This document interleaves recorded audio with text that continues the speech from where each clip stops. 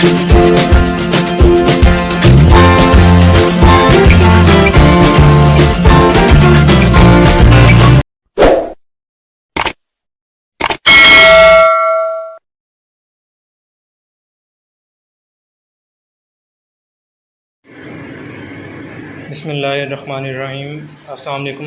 Welcome to Iqra kitchen. आज मैं आपके साथ पंजाबी यखनी पुलाव मसाला की रेसिपी शेयर करूंगा।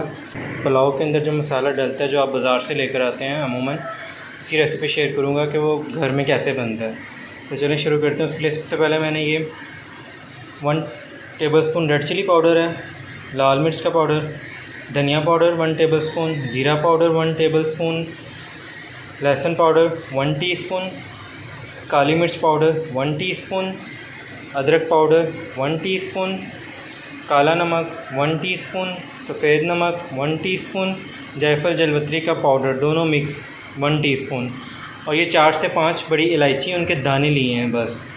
ये कोई 5-6 दालचीनी के टुकड़े हैं, 2 तेज़पात हैं, और साथ देख सकते हैं आप ये तकरीबन 2 खाने का चम्मच 2 टेबलस्पून हमारे पास सूखा धनिया। इसको मैंने दर कूट लिया है, दोरी में डाल के ना, तो उसको मैंने कूट लिया है।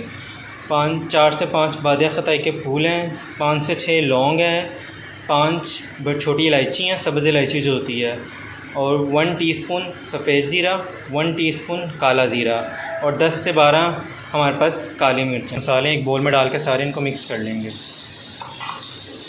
जैसे मैंने बताया, जो चीज़ें मैंने पाउडर फॉर्म में ली हैं उनको भी आपने पाउडर फॉर्म में लेना, जो साबुत है उनको साबुत फॉर्म में आपने लेना है। अब ये सारे मसाले मैंने इस बोल में डाल दिए हैं। अब दालचीनी और बादिया खताई को हम तोड़ लेंगे, छोटे छोटे टुकड़े कर लेंगे उसके बाद इसको मिक्स कर देंगे, और हमारा जो पंजाबी यखनी पुलाव मसाला है वो रेडी है। आप जब भी पुलाव बनाएं तो उसमें ये मसाला डाल सकते हैं, और आपका पुलाव माशाल्लाह बहुत ही अच्छा और बहुत ही मज़े का बनेगा।